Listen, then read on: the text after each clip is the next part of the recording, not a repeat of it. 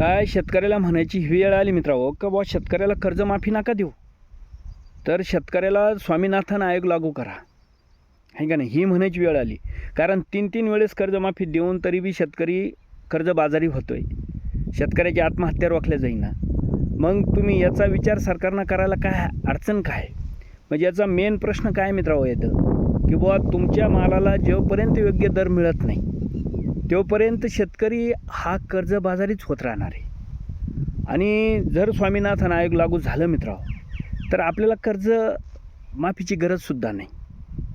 म्हणजे आम्ही काय भीक नाही मागत, आम्ही आमचा अधिकार मागतोय. कारण आम्ही ज्या घामातून कष्टातून पैसे लावून जे काही पिकवतोय त्या आमच्या घामाला कष्टाला योग्य मोबदला द्या हे आम्ही मागतोय. म्हणजे आजकाल जे शेतकरीचे नेते म्हणणारे लोक आहे ना मित्रांनो, हे बी म्हणजे त्या स्वामीनाथन आयोगाचं कोणी उच्चार करायला सुद्धा तयार नाही. म्हणजे काय नको त्या गोष्टी मागतात, कर्जमाफी द्या, आमकं द्या. अरे काहीतरी निदान जो ठोस उपाय आहे की ज्याच्यामुळं जर स्वामीनाथन आयोग लागू झालं मित्रांनो तर शेतकरी कर्जबाजारी होणार नाही, शेतकरीची आत्महत्या रोखल्या जाईल. आणि ते सरकारला करायचं नाही.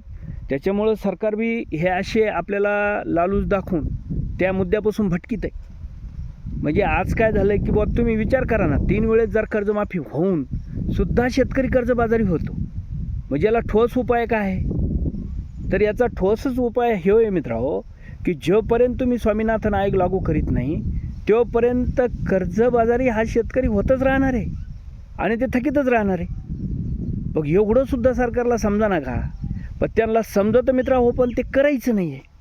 आणि त्याच्यात आपले जे शेतकरी नेते लोक आहे हे छोटे छोटे मुद्दे घेऊन आंदोलनं करतात. म्हणजे एवढं दिल्लीला एवढं मोठं 1 वर्ष ते पंजाब हरियाणाच्या शेतकऱ्यांनी आंदोलन केलं, तिथं बाकी गोष्टी त्यांनी मान्य केल्या, पण स्वामीनाथन आयोग काही लागू केलं नाही. मग अडचण काय आहे तुम्हाला? बुवा 2004 पासून ज्याचं घोंगडं भिजत आहे ते स्वामीनाथन आयोगचं, ज्या काँग्रेसच्या काळात ते झालं नाही, ते आता 2014ला हे सरकार आलं, याने आश्वासन दिलं होतं का आम्ही लावू, पण यांनी पण केलं नाही. म्हणजे मग बाकी तुम्ही कर्जमाफी देता, ह्या गोष्टी करतात, काही सवलती देतात, पण आम्ही मागतोय काय की बाबा आम्हाला आमचाला शेतकऱ्यांना स्वतःचं कर्ज स्वतः भरलं पाहिजे, त्यासाठी शेतकरी सक्षम बनला पाहिजे. तर त्याला एकच पर्याय मित्रांनो, स्वामीनाथन आयोग लागू करणं. आणि इथून पुढे आहे मित्रांनो, सरकारवर टिंगल्या टावल्या करून जमणार नाही. आपल्याला आपला अधिकार मागा लागणार आहे आणि तो आपला अधिकार आहे. चला मित्रांनो, व्हिडिओ आवडला तर व्हिडिओला जास्तीत जास्त शेअर करा, सबस्क्रायबर करा, लाईक करा. चला, जय जवान जय किसान जय महाराष्ट्र.